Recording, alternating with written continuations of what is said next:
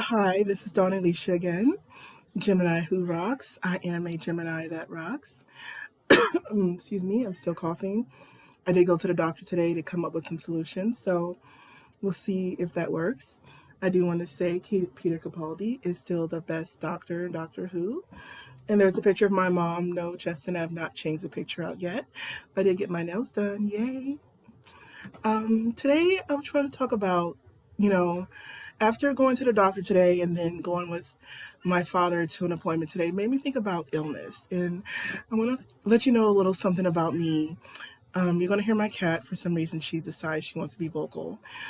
But no dog, though. Yay. So I want to say 2017, about October, I woke up with this headache and it wouldn't go away. And after like 4 or 5 days, I went to urgent care and the doctor gave me an injection and said, this should do the trick. You have a tension headache. And I'm like, that doesn't feel like a tension headache. And then basically I was still sick and I was still head hurt so bad. They pretty much like not kicked me out, but they said there's nothing more we can do. And they prescribed medication. They prescribed me tramadol. Yeah, because trazodone is the C1. And apparently that caused me to sleepwalk. This happened in, I'm going to say, 2017. So, only reason why I knew I sleepwalked because I got out of bed. I don't remember doing that, but I remember trying to crawl into my mom's bed. And my mom, like, put me back in my bed.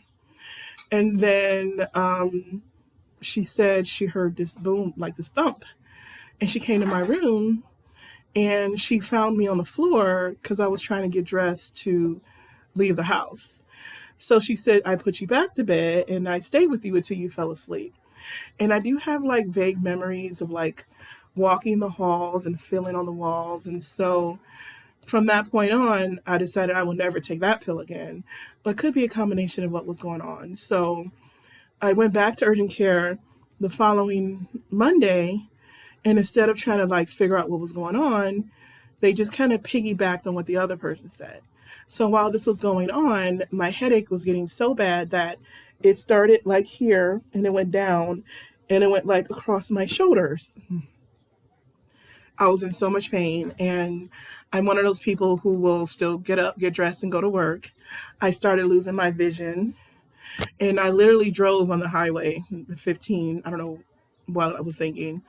And my vision was blurry and I went to work and stuff like that. And then um, after that urgent care visit, I made an appointment with my doctor, and she was like, "Well, we'll see. Let's do an X-ray of your head or a CT of your head." And so I went to the CT tech, and I was telling him what was going on, and he says, "Well, maybe it's an eye problem."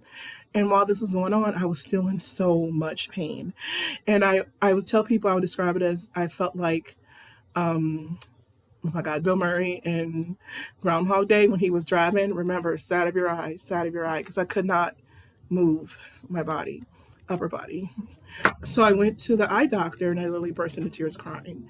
And I was telling her what was going on. And she looked in the back of my head and saw fluid.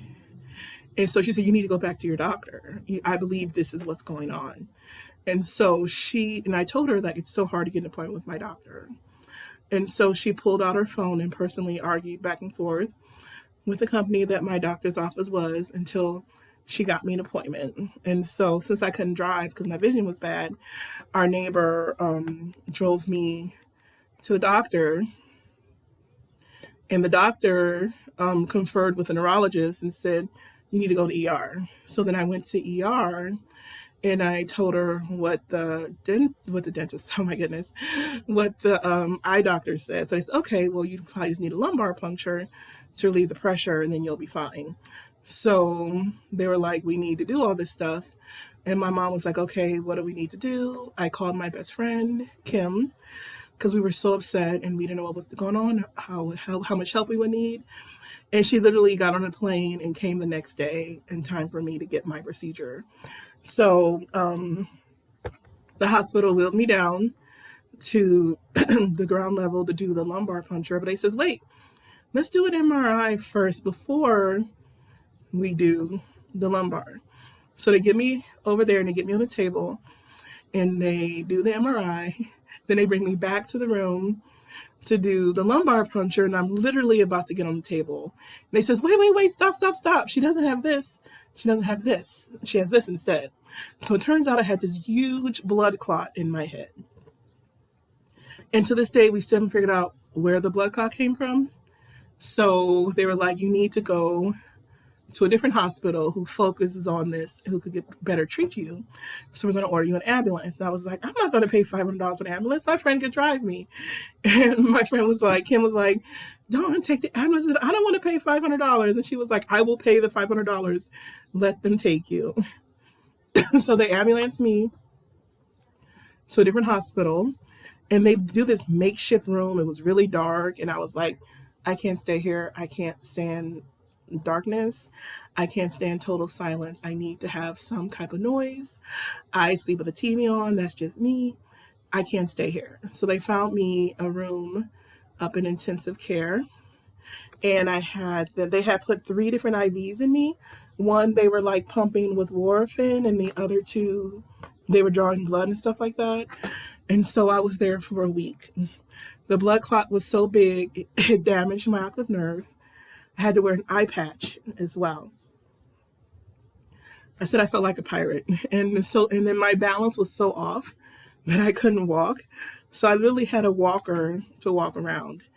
And one of our neighbors who was so nice, who gave us a ride the first time, they were like, if I didn't know you, Dawn, I was thinking you're on drugs, and I know you don't do drugs. I was like, no, I don't do drugs. So I was in the hospital for a week. And Kim stayed with me the whole time, that whole 2 weeks that I was in the hospital, then at home, and helping my mom get around and getting the stuff we needed. And of course, I had friends come visit me, which was nice to get that support.